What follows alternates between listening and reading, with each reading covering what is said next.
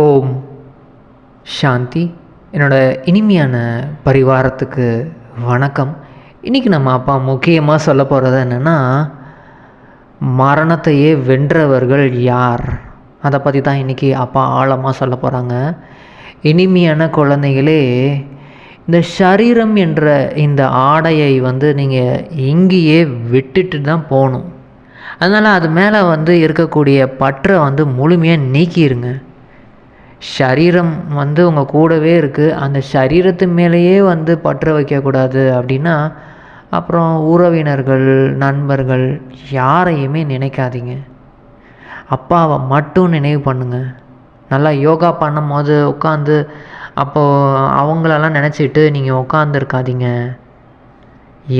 எது மேலேயும் உங்களுக்கு பற்றே இருக்கக்கூடாது. ஏன்னா இந்த முழு உலகமும் இப்போது சுடுகாடாக மாறப்போகுது. எல்லாமே உங்கள் கண்ணு முன்னாடி இருக்கிறது எல்லாமே இருக்காமல் போக போகுது. எதுவுமே நிரந்தரம் கிடையாது. அதனால் எதன் மீதும் நீங்கள் பற்றே வைக்காதீங்க. இந்த உலகத்தில் அப்பா கேட்குறாங்க, ரொம்ப ஆத்ம பலம் நிறைந்த குழந்தைங்களோட அடையாளம் என்ன? அப்பா சொல்கிறாங்க, அவங்க எந்த விஷயத்துக்கும் கொஞ்சம் கூட கவலையே பட மாட்டாங்க. அதாவது விழமாட்டாங்க. எங்கேயுமே பற்று இருக்காது அவங்களுக்கு. யார்கிட்டையும் பற்றே வச்சுருக்க மாட்டாங்க. யாராச்சும் அவங்க உறவினர்கள், தெரிஞ்சவங்க, நண்பர்கள் யாராவது சரீரம் விட்டால் கூட கொஞ்சம் கூட அவங்களுக்கு இவங்க சரீரம் விட்டுட்டாங்களேன்னு யோசிக்க மாட்டாங்க. அதாவது கவலைப்படுறதோ அழுகுறதோ எதுவுமே இருக்காது. ஏன்னா அவங்களுக்கு தெரியும், அவங்களோட பாட்டை நடிச்சுட்டு அவங்களோட அந்த ட்ராமா பாட்டுக்கு ஏற்ற மாதிரி வேறு ஒரு பாட்டை எடுத்து நடிக்க போகிறாங்க. சரீரமே ஒரு ஆடை தானே, அது ஒரு ட்ரெஸ்ஸு தானே. அப்போது அந்த ட்ரெஸ்ஸை மாற்றிட்டு அவங்க வேறு ஒரு நடிப்பை நடிக்கிறதுக்காக போகிறாங்க. அப்புறம் எதுக்கு கவலைப்படணும்? ஆத்மாவுக்கு தான் அழிவே கிடையாது. அதுவும் அடுத்த கல்பத்தில் அதே ஆத்மா கூட திரும்பவும் நடிக்க தான் போகிறாங்க. அதே மாதிரி என்ன பாட்டு நடித்தாங்களோ அதே மாதிரி பாட்டு நடிக்க தான் போகிறாங்க. அதுக்கப்புறம் எதுக்கு அந்த மாதிரி கவலைப்படணும், அழணும்? அதனால் நீங்கள் இந்த ஞானம் ரொம்ப ரொம்ப குப்தமானது. இது மறைமுகமாக இருக்குது. ஆனால் இது நல்லா நீங்கள் புரிஞ்சிக்கணும். இங்கே அப்பா கிட்ட அப்பா சொல்கிறாங்க, என்கிட்ட நீங்கள் நமஸ்காரம், அப்பா வணக்கம், குட் மார்னிங் சொல்லலாம். ஆனால் ரொம்ப அப்படியே இதுவாக இருக்கக்கூடாது. ஏன்னா இது ஒரு குடும்பம். அந்த வெளிநாட்டுக்காரங்க தான் என்ன பண்ணுவாங்க, குட் மார்னிங் அது இதுன்னு குடும்பத்திலே சொல்லிகிட்டு இருப்பாங்க. ஆனால் பாரதத்தில் அந்த மாதிரிலாம் யாரும் சொல்ல மாட்டாங்க. ஆனால் அவங்கள பார்த்து அதை காப்பி அடித்து இவங்களும் சொல்ல ஆரம்பிச்சிட்டாங்க. அதனால் நீங்கள் இது குடும்பம், அப்பா அம்மா எல்லாருமே சகோதரர்கள் எல்லாம் ஒரே இடத்துல இருக்கிறோம். இங்கே சத் சங்கத்தில் வேணால் சொல்லலாம். ஏன்னா அவர் குருவாக இருக்கார் அது இதுன்னு. அவர் உங்களோட குடும்பம்லாம் கிடையாது. அவர் ஒரு குருவாக இருக்கார், சரி சொல்லி கொடுக்குறாரு, அவருக்கு நமஸ்காரம் பண்ணி தான் ஆகணும். ஆனால் இங்கே நீங்கள் அதெல்லாம் எனக்கு நமஸ்காரம் பண்ணணும், குரு வணக்கம் அதெல்லாம் எதுவுமே தேவையில்லை குழந்தைங்களே. அப்பாவுக்கு நீங்கள் ஒரே ஒரு விஷயம் பண்ணணும் அப்படின்னா, அப்பா சொல்கிறது என்னென்னா, நீங்கள் உங்களை தூய்மையாக்கிக்கோங்க. அதுக்கு ஃபஸ்ட்டு ஆத்மா அபிமானி நிலையிலே இருங்க. அதுவே நீங்கள் அப்பாவுக்கு செய்யக்கூடிய நன்மை கிடையாது. உங்களுக்கு நீங்களே நன்மை செஞ்சுக்கிறீங்க. ஆனால் அப்பாவுக்கும் நீங்கள் உதவி செய்கிறீங்க. ஏன்னா அப்பா வந்தது எதுக்காக? உலகத்தையே தூய்மைப்படுத்தணும். நீங்கள் ஆத்மா அபிமானியாக இருந்தீங்கன்னா நீங்கள் சுற்றி இருக்கக்கூடிய இடம் எல்லாமே தூய்மையாக மாறிக்கிட்டே இருக்கும். நிறைய பேருக்கு உங்கள் மூலிமா நன்மை ஏற்பட்டுக்கிட்டே இருக்கும். ஸோ அப்போது உலகத்துக்கு யார் நன்மை பண்ணுறாங்களோ அவங்க தான் எனக்கு ரொம்ப பிடிக்கும். அதனால் நீங்கள் ரொம்ப பெரிய கஷ்டம்லாம் கிடையாது. உங்களை நீங்களே ஆத்மான்னு நல்லா உணருங்க. ஏன்னா நீங்கள் ஆத்மான்னு உணர்றதுனால ஏகப்பட்ட பெனிஃபிட்ஸ் இருக்குது, நிறைய நன்மைகள் இருக்குது. அப்போது உங்களுக்கு நீங்கள் ஆத்ம உணர்விலே இருக்கீங்க, அப்பாவோட நினைவிலே இருந்து பலத்தை அதிகப்படுத்திக்கிட்டே இருக்கீங்கன்னா யார் மீதும் உங்களுக்கு பற்றே இருக்காது. ஏன்னா எல்லாருமே வந்து ஒரு டைம் வந்து மரணம் வந்தே தீரும். அதாவது யாருமே எப்பயுமே இருப்பாங்க அப்படின்லாம் சொல்லவே முடியாது. இப்படி யாராவது அப்படியே இருந்துகிட்டே இருந்தாங்கன்னா நல்லாவா இருக்கும்? இந்த உலகத்திலே ரொம்ப நல்ல விஷயம் எதுன்னா இந்த மரணம் தான். ஆனால் இங்கே கலியுகத்தில் அதுக்கு அப்படியே அழுதுகிட்டே இருக்காங்க. ஒரு மாதம் 12 மாதமும் அழுதுகிட்டே இருக்காங்க. ஏன்னா ஏன்னா அது பற்று. அவங்க மேலே பற்று கிடையாது. அதாவது அந்த சரீரத்தின் மேலே உள்ள பற்றுனால நம்மளும் போயிடுவோமோ அப்படின்னு ஒரு பயம். இந்த உடம்பு விட்டு நம்மளுக்கும் இவ்வளோதானா அப்படின்னு ஒரு மரண பயம் வருது. அந்த ஐயோ இவ்வளோதானா உலகம், அதாவது இவ்வளோதானா வாழ்க்கை, அப்படி இப்படின்னு அந்த பயம்தான் அந்த கவலையை உண்டாக்குது, அழுகுறாங்க எல்லாமே. ஸோ இங்கே எதுவுமே நிரந்தரம் கிடையாது. அதை நல்லா நம்ம வந்து புரிஞ்சுக்கணும். அதனால் யார் மீதும் நம்ம வந்து பற்று வைக்கவே கூடாது. அதுக்கப்புறமேட்டு கவலைப்பட்டு அழுது ஃபீல் பண்ணி, ஏன்னா நீங்கள் கவலைப்பட்டீங்க அப்படின்னா நீங்கள் கீழே விழுந்துட்டீங்கன்னு அர்த்தம். அப்பா சொல்கிறாங்க நீங்கள் ஃபெயில் ஆகிட்டீங்க, சத்தியுகமே வர முடியாது, திரேதாயுகத்திலேருந்து தான் வர முடியும் அப்படின்னு அப்பா சொல்கிறாங்க. ஏன்னா நீங்கள் வரக்கூடிய இடம் வந்து சொர்க்கம். அது வந்து எப்பயுமே அங்கே சுகமாக இருப்பாங்க. அங்கே சரீரத்தை விட்டால் கூட ரொம்ப குஷியாக விட்டு, அதுவும் ரொம்ப நாளைக்கெல்லாம் அங்கே சடங்கெல்லாம் வந்து பண்ண மாட்டாங்க. அங்கே வந்து அவங்க ஏற்கனவே சொல்லிடுவாங்க, இந்த மாதிரி நாங்கள் சரீரம் விட போகிறோம், இந்த மாதிரி இந்த டைமில் போயிடுவோம், இந்த இடத்துக்கு தான் போகிறோன்னு அவங்களுக்கு தெரியும். சொல்லிட்டு போக போகிறாங்க. அப்புறம் அப்படியே பார்க்கணுன்னா கூட அந்த இடத்துல போய் பார்க்கலாம். ஸோ அதனால் அங்கே இருக்கிறவங்கலாம் ரொம்ப ஜாலியாக இருப்பாங்க. அப்போது அங்கே போகிறவங்க யார்? நீங்கள் தானே போகிறீங்க. அப்போ நீங்கள் தான் அந்த மாதிரி உங்களுக்கு ப்ராக்டிஸ் பண்ணணும். யார் என்ன ஆனாலும் சரி, நீங்கள் எப்பயுமே வந்து குஷியாக இருக்கணும். அதுலேயும் பாபா வந்து சொல்கிறாரு, உங்களோட அம்மா இறந்தால் கூட நீங்கள் அல்வா சாப்பிடணும் அப்படின்னு. அல்வானா உடனடியாக அல்வா செஞ்சு சாப்பிட்றாதீங்க. அது வந்து அமிர்தம். அல்வான்றது ஆத்மாவுக்கு அந்த குலோப் ஜாமுன், அல்வா, ஸ்வீட் வந்து இந்த ஞான அமிர்தம் தான். இந்த ஞான அமிர்தத்தை நீங்கள் கடையணும். அதாவது உள்ளுக்குள்ளே வந்து அதை சிந்தனை பண்ணி பார்க்கணும். அவங்களோட பாட்டை நடித்து முடிச்சுட்டு அவங்க கிளம்பி போகிறாங்க. இதுக்கு எதுக்குங்க அழுகணும் அப்படின்னு அதை சிந்தனை பண்ணி பார்க்குறது தான் அந்த அல்வா. அதை பற்றி யோசிக்கிறது தான் அந்த அல்வா. ஸோ ப்ளஸ் அவங்களுக்கு வந்து அவங்களே மரணம் அடைஞ்சிருக்காங்க. அது திடீர்னு அவங்களுக்கு ஒரு ஷாக் தானே. திடீர்னு சரீரத்தை விட்டுட்டாங்க, ரொம்ப கஷ்டப்பட்டு போயிருப்பாங்க. சில பேர் இயற்கையாக மரணம் அடைஞ்சவங்க கொஞ்சம் அந்தளவுக்கு வலி இல்லாமல் போயிருப்பாங்க. ஆனால் மேக்ஸிமம் வந்து எல்லாருக்குமே வந்து அந்த மரணத்தின் டைமில் தான் எல்லா கர்ம கணக்கும் முடிகிற மாதிரி அந்த மாதிரி அமையும், முடிஞ்சிட்ருக்கும். அப்போது அவங்களுக்கு நீங்கள் வந்து நல்லபடியாக அவங்க போய் சேரட்டும், அவங்க ஆத்மாவுக்கு வந்து சாந்தி, அதாவது அவங்களுக்கு வந்து அந்த அமைதி கிடைக்கட்டும், சக்தி கிடைக்கட்டும்னு நீங்கள் அந்த அமைதியை பரப்பணும். அந்த இடத்துல அவங்க வந்து இது எல்லாத்தையும் மறந்துட்டு வேறு ஒரு உடம்பு எடுத்து நல்லபடியாக நடிக்கட்டும்.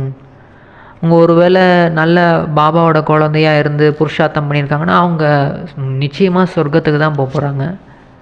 அதுலேயும் இந்த பிரம்மா பாபாவுக்கு வந்து பார்த்திங்கன்னா அவர் வந்து சொல்லியிருக்காரு, இந்த மாதிரி அவரோட மனைவியாக இருந்த அந்த ஆத்மா யசோதா அவங்கன்ற அந்த ஆத்மா வந்து சரீரம் விட்டம்போது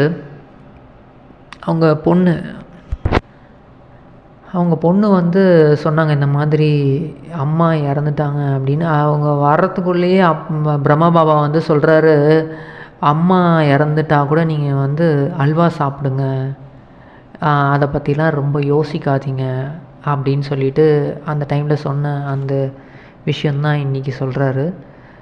ஸோ அதனால் எப்பயுமே நீங்கள் ஏன்னா மரணம் வந்து இப்போது வரக்கூடிய உலகத்தில் எல்லா பக்கமும் மரணம் வரப்போகுது. மரண ஓலம். அதாவது இங்கே வந்து எல்லாருமே வந்து இந்த துக்கத்துலேருந்து விடுபடணும்னு ஆசைப்பட்டு கேட்குறாங்க. அப்போது ஒட்டு மொத்தமாக எல்லாரையும் கூட்டிகிட்டு போகணும்ல. அப்பா வந்ததே வந்து எல்லாரையும் ஒட்டு மொத்தமாக கூண்டோட கைலாசம், அதாவது எல்லாரையும் கூட்டிகிட்டு போகிறதுக்கு தான் வந்திருக்காரு. பரந்தாமம் எல்லாருமே போய் தான் ஆகணும். அப்போது நம்ம ஆத்ம உணர்வில் இருந்து பாபாவோட நினைவிலே இருக்கிறோம், சக்திகளை எடுத்துக்கிட்டே இருக்கிறோன்னா நமக்கு ஓகே. ஆனால் வெளியில் உள்ள மக்கள் அவங்களுக்கெல்லாம் அது திடீர் அதிர்ச்சியாக தானே இருக்கும். எங்கே பார்த்தாலும் மரணம், அதுவும் இந்த சரீரத்தை அடக்கம் பண்ணுறதுக்கு கூட யாருமே இருக்க மாட்டாங்க. அந்த மாதிரி டைம் வந்து இப்போது வரப்போகுது. அந்த டைமில் மரணம், எங்கே பார்த்தாலும் மரணம் இருக்கும். அப்போது நீங்கள் அதை பார்த்தாலும் உங்களுக்கு எந்த ஒரு அதாவது பாதிப்பும் இல்லாமல் உள்ளுக்குள்ளே நீங்கள் வந்து பரந்தாமத்திலேயே பாபா கூட அப்படியே ஒளியாக அவரோட அந்த அன்பிலேயே மூழ்கி இருக்கணும். அவங்கள தான் என்ன சொல்லப்படுதுன்னா மரணத்தையே வென்றவர்கள். கோடிக்கணக்கில் மக்கள் இறந்துருப்பாங்க. இன்னும் ஒரு சில ஆத்மாக்கள் வந்து இன்னொரு உடம்பில் பிரவேசமாகி ஒரு 72 ஆத்மாக்கள் வந்து ஒரே உடம்புல போவாங்க அந்த டைம் கடைசியில்.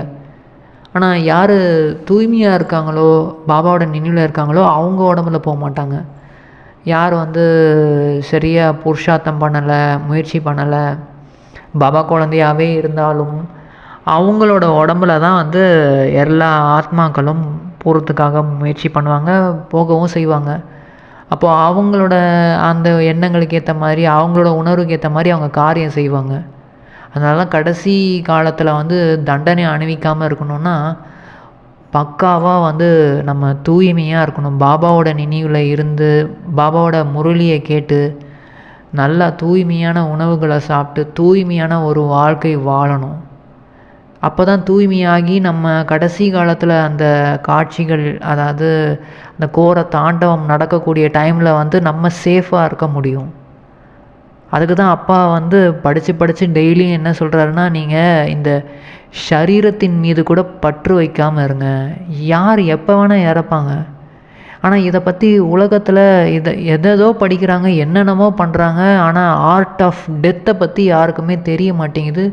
அதை பற்றி படிக்கவே மாட்றாங்க. அதை பற்றி தெரிஞ்சுக்கணுன்னாலே தெரிஞ்சிக்க மாட்றாங்க. அது ரொம்ப ரொம்ப முக்கியம். ஏன்னா எல்லாருமே ஏதாவது ஒரு டைமில் இறந்து தானே ஆகணும். அதை பாபா பாபா மட்டும்தான் சொல்லி கொடுக்குறாரு. யார் இறந்தாலும் நீங்கள் வந்து கொஞ்சம் கூட சலனமே ஆகக்கூடாது. மரணத்தை வென்றவர்களாக நீங்கள் இருக்கணும். எவ்வளோ பேர் உங்கள் முன்னாடி இறந்து போனாலும் நீங்கள் அதுக்கு பாதிப்பு ஆகாமல் உங்களை பார்த்து எல்லாருமே வந்து அமைதி ஆகணும். ஏன்னா எல்லாருக்கும் முக்தி வந்து பாபா வந்து கொடுக்க போகிறது இல்லையே, நம்ம தானே கொடுக்க போகிறோம். ஸோ நம்ம மூலிமா தான் அவர் வந்து கொடுக்க போகிறாருன்னா யார் தகுதியாக இருக்காங்களோ அவங்கள வச்சு தான் வந்து பாபா வந்து கொடுப்பாரு. அப்போ நம்மளை தகுதிப்படுத்திக்கணும். மரணத்தை வென்றவர்களாக நம்ம ஆகணும்.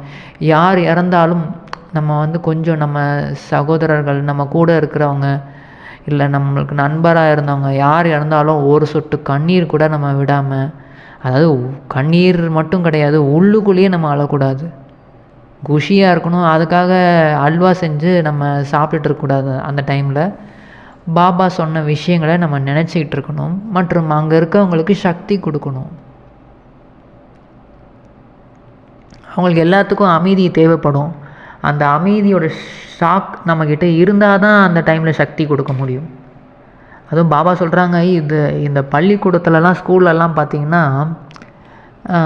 நல்லா படிக்கிறாங்க, நல்லா வந்து முயற்சி பண்ணுறாங்கன்னா இன்னொருத்தவங்க நல்லா படிக்கலைன்னா அவங்கள தூக்கி விடுவாங்க.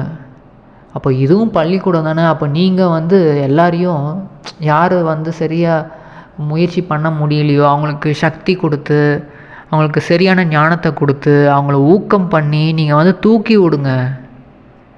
நீங்கள் மட்டும் முயற்சி பண்ணி முன்னாடி போகணும்னு கிடையாது, மற்றவங்களுக்கு நீங்கள் வந்து உதவி செய்யணும் அப்படின்னு அப்பா சொல்கிறாங்க. புத்திசாலியாக இருக்கக்கூடிய குழந்தைகள் வந்து அவங்கள வந்து எல்லாரையும் வந்து தூக்கி விடுவாங்க. ஆனால் யாருக்கு அதிர்ஷ்டமே இல்லையோ அவங்க எந்த ஒரு முயற்சியும் பண்ண மாட்டாங்க. அவங்க கொஞ்சோண்டு முயற்சி பண்ணதுக்கே நாங்கள் முரளி படிச்சுட்டோங்க, நாங்கள் வந்து இவ்வளோ நேரம் யோகா பண்ணோம், அவ்வளோதான். அந்த மாதிரி நம்ம கொஞ்சோண்டு முயற்சி பண்ணதுக்கே அவ்வளோ குஷியாக இருக்காங்க. நாள் ஃபுல்லாக என்னென்ன பண்ணோம், எது பண்ணோம், எதுவுமே வந்து சார்ட்டே அனுப்புறது கிடையாது பாபாவுக்கு. மீதி நேரங்களில் நேரத்தை வந்து இந்த உலகிய விஷயத்தில் வந்து வீணடிச்சிட்ருக்கிறது. ஆனால் யார் வந்து இந்த ஆன்மீக இந்த போதையிலேயே இருக்காங்களோ அவங்களுக்கு வந்து ஒரு போதையாக இருக்கும். இந்த எல்லாமே ஒரு விளையாட்டாக ஜாலியாக இருக்கும். யார் வந்து ஃபுல் டைம் இந்த பாபாவோட அந்த ஸ்ரீமத்து படி நடக்கணும், இந்த முரளியை சிந்தனை பண்ணிக்கிட்டே இருந்து எல்லா காரியங்களும் பண்ணணும். அதாவது இதையே பண்ணிகிட்டு இருக்கணும்னா நம்ம அப்படியே உட்காந்து பண்ண போகிறதில்ல. அதாவது கர்மா செஞ்சுக்கிட்டே நம்ம கர்ம யோகியாக இருந்து பண்ணணும். ஆனால் மனசு புத்தியில் வந்து அது யாருக்கும் தெரியாது, நம்ம என்ன யோசிக்கிறோன்னு யாருக்கும் தெரியாது. அப்போ இந்த போதையிலேயே இருக்க முடியும். அவங்க தான் ரொம்ப ரொம்ப அதிர்ஷ்டசாலி குழந்தைகள், மற்றும் அவங்க தான் வந்து மரணத்தையே வென்றவர்கள். ஏன்னா இந்த முழு உலகமும் இப்போது ரொம்ப ரொம்ப பழசாயிடுச்சு. பழைய உலகத்தில் என்னங்க இருக்குது? ஒன்றுமே கிடையாது. ஆனால் இதில் அது இருக்குது இது இருக்குதுன்னு எல்லாமே வந்து ஒரு பொய் தான். இந்த பழைய உலகம் இப்போ எல்லாமே இடிஞ்சு விழப்போகுது. அதனால் இதை பார்த்தும் பார்க்காம இருங்க. இப்போ புது வீடு உங்களுக்கு பாபா வந்து கட்டிகிட்ருக்காங்க. அங்கே தான் வந்து யார் லக்ஷ்மி நாராயணன் தான் ராஜ்யம் பண்ண போகிறாங்க. அப்போ அவங்க என்ன பண்ணாங்க, மம்மா பாபா தான் அந்த லக்ஷ்மி நாராயணனாக ஆக போகிறாங்க. ஃபஸ்ட்டு மகாராஜா மகாராணி. அப்போ அவங்க என்னென்ன பண்ணாங்களோ அதை தான் நம்மளும் பண்ணணும். அப்போ தான் நம்ம சத்தியுகத்தில் அந்த புது வீட்டில் நம்ம வாழுவோம் நல்லபடியாக. அதனால் நீங்கள் வந்து இப்போ நரன்லேருந்து நாராயணன் ஆகணும். அவங்க எவ்வளோ தெய்வீக குணத்தை தாரணை பண்ணாங்க, அப்பாவோட நினைவிலே இருந்தாங்க. இருந்து எல்லாருக்கும் என்னென்ன பண்ணணுமோ அந்த காரியங்கள் எல்லாமே பண்ணாங்க. ஸோ அந்த மாதிரி தெய்வீக குணங்களை வந்து வெளிப்படுத்துங்க. யாருக்கு தெரியும், அதாவது நான் வந்து மலராக இருக்கேனா முள்ளாக இருக்கேனா? ஒருவேளை முள்ளாக இருந்தோன்னா நம்ம தான் வந்து நம்மளை வந்து சரிப்படுத்திக்கணும். வேறு யாராவது வந்து நம்மளை சரிப்படுத்துவாங்க அப்படின்லாம் நம்ம வந்து வெயிட் பண்ணிகிட்டு இருக்கக்கூடாது. நம்மளை நம்ம சரிப்படுத்துறதுக்கே வந்து டைம் வந்து கரெக்டாக இருக்கும். ப்ளஸ் நம்ம வந்து அதில் சரிப்படுத்துறதில்ல, நம்மளை சரிப்படுத்துறதுலேயே நம்ம ஃபுல் டைமும் நம்ம இருக்கக்கூடாது. மற்றவங்களுக்கு நன்மை பண்ணுறதுலேயே நம்ம பிஸியாக இருந்தோம்னா நம்மளோட அந்த பலவீனமும் ஈஸியாக போயிடும். ஏன்னா இந்த முழு ட்ராமாவும் இப்போ முடிய போகிற டைம் வந்துருச்சு. எல்லாருமே அவங்கவுங்க உடலை விட்டுட்டு இந்த நடிப்புலேருந்து எல்லாருமே போகணும் வீட்டுக்கு. அதனால் நீங்கள் தான் உங்களோட புண்ணியத்தை வந்து சேர்த்துக்கணும். புண்ணியம் நல்லா பண்ணி சொர்க்கத்தில் வந்து நல்ல அதாவது பதவி அடையணுன்னா உடல் மனம் பொருள் எல்லாத்துலேயும் நீங்கள் வந்து நல்லபடியாக வந்து உங்களோட முயற்சி பண்ணணும். சில பேர் அப்பா இருப்பார், அவர் வந்து நல்லா செலவு பண்ணிக்கிட்டே இருப்பார், அப்புறம் டைம் வேஸ்ட் பண்ணுவார். அதுவும் சில பேர் கன்னியாக்கெலாம் இருக்காங்கன்னா அவங்க அப்பா வந்து இந்த மாதிரி செலவு பண்ணிகிட்டே இருப்பாங்க. கல்யாணம் பண்ணி வச்சு அவங்கள வந்து நரகவாசியாக மாற்றுவாங்க. அதுக்கு வந்து கன்னியாக்கள் நீங்கள் என்ன பண்ணணுன்னா, நீங்கள் வந்து ஒரு சொல்லணும், இந்த மாதிரி தேவையில்லாமல் செலவு பண்ணிட்டு இருக்கிறதுக்கு பதிலாக ஒரு நன்மை காரியம் வந்து பண்ணணும்.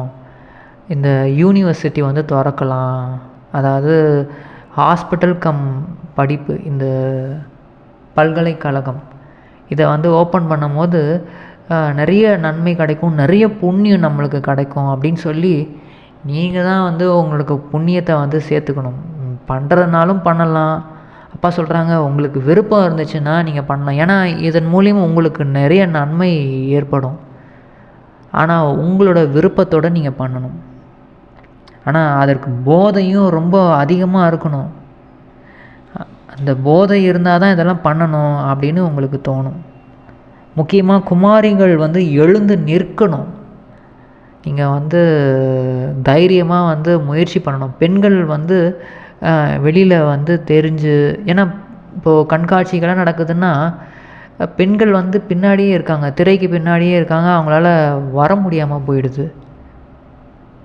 அதனால் பெண்களுக்குன்னு தனியாக வந்து நீங்கள் இந்த மாதிரி கண்காட்சிலாம் வைங்க. பெண்கள் மட்டும்தான் வரணும், அதில் வந்து ஆண்கள் வராமல் இருக்கணும் அப்படின்னு அப்பா சொல்கிறாங்க. அப்பா வரதானம் என்ன சொல்கிறாருன்னா, பக்தி மார்க்கத்தில் வந்து இந்த மூர்த்தியெல்லாம் செஞ்சு பூஜை செஞ்சு அவங்கள வந்து அப்படியே தண்ணியில் மூழ்க வச்சுருவாங்க. அதாவது பொம்மை பூஜைன்னு கூட நீங்கள் சொல்லுவீங்க. அப்பா சொல்கிறாங்க, அதே மாதிரி தான் உங்கள் முன்னாடி ஏதாச்சும் உயிரற்ற சாரமற்ற இப்போ ஒரு பொறாமை ஆவேசம் உங்களுக்குள்ளே அந்த மாதிரி வருது, பொறாமை வருது, ஆவேசப்படுறீங்க, ஏதாவது நீங்களாக ஒன்று யோசிச்சுட்டு அனுமானம் பண்ணிக்கிட்டே இருக்கீங்க அப்படின்னா அதை நீங்கள் விஸ்தாரமாக்காமல் நீங்கள் என்ன பண்ணணும், அதுக்கு உயிர் கொடுக்காதீங்க. இல்லைன்னா அதுக்கு உயிர் கொடுத்துட்டிங்கன்னா அது ஒரு பொம்மை தான், அது பொய். அந்த பொம்மையை வந்து நீங்கள் அப்பாவோட அந்த அப்பா வந்து கடலாக இருக்கார், ஞான கடலாக இருக்கார். அப்போது அவரோட நினைவில் நீங்கள் இதை முடிச்சுட்டு முற்றுப்புள்ளி வச்சுன்னா அதை பற்றி யோசிக்காதீங்க. ரொம்ப அந்த மாதிரி ஏதாவது ஆவேசம் வருது, ஏதாவது ஒரு பயம் வருது, ஏதாவது ஒரு இந்த மாதிரி பொய்யான விஷயங்கள், இது ஒரு பொம்மை மாதிரி, அதுக்கு வந்து நீங்கள் உயிர் கொடுக்காம நீங்கள் அது ஏன்னா யோசிச்சுட்டே இருந்தீங்கன்னா அது உண்மையாக நடந்துடும். அதனால் அப்பாவோட நினைவில் அதை முடிச்சுட்டு முற்றுப்புள்ளி வச்சிடணும். அப்போ தான் நீங்கள் முன்னேறி போக முடியும். ஆனால் இதில் கூட வந்து நேரம் விரயமாகலாம். அதனால தான் நீங்கள் முன்னாடியே மாஸ்டர் ஞானக்கடல் அப்படின்னு நீங்களே ஒரு ஞானக்கடலாக இருக்கணும். நினைவோட பலம் வந்து உங்களுக்குள்ளே அதிகமாக இருக்குன்னா இந்த பொம்மை விளையாட்டெல்லாம் வந்து உங்களுக்குள்ளே சீக்கிரமாகவே முடிஞ்சிடும். ஸ்லோகன் அப்பா என்ன சொல்கிறாருன்னா, யார் தக்க சமயத்தில் ஒத்துழைப்பு கொடுத்து யார் ஒத்துழைப்பு கொடுக்குறாங்களோ அவங்களுக்கு ஒன்றுக்கு பல மடங்கு வந்து கிடைக்கும். இப்போது ஒரு உதவி பண்ணுறாங்க அப்படின்னா அதுக்கு ஒன்று தான் கிடைக்கும். ஆனால் இப்போது இந்த சங்கமயுகத்தில் எல்லாருக்குமே ஏதாவது ஒரு உதவி தேவைப்படுது.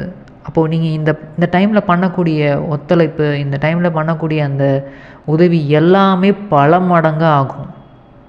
அப்போது இது ஒரு நல்ல இன்வெஸ்ட்மெண்ட் டைம். இந்த டைமில் வந்து நிறைய ஸ்டாக்கு அது இதுன்னு என்னென்னமோ இன்வெஸ்ட் பண்ணுறாங்க, வீட்டில் பண்ணுறாங்க, என்னென்னமோ பொருளில் வந்து இன்வெஸ்ட்மெண்ட் பண்ணுறாங்க. ஆனால் இந்த டைம் சங்கமயுகத்தில் நீங்கள் ஆத்மீக இன்வெஸ்ட்மெண்ட் பண்ணுங்கள், மற்றவங்களுக்கு உதவி செய்யுங்க. அப்போது உங்களுக்கு சேமிப்பு கணக்கு அதிகமாகிட்டே இருக்கும். அப்பாவுக்கு மிக மிக மிக நன்றி. எங்களுக்கு இந்த ஞானத்தின் மூலம் எங்களை வந்து மரணத்தையே வென்றவர்களாக மாற்றிட்டீங்க பாபா. ரொம்ப ரொம்ப நன்றி. ஓம் சாந்தி.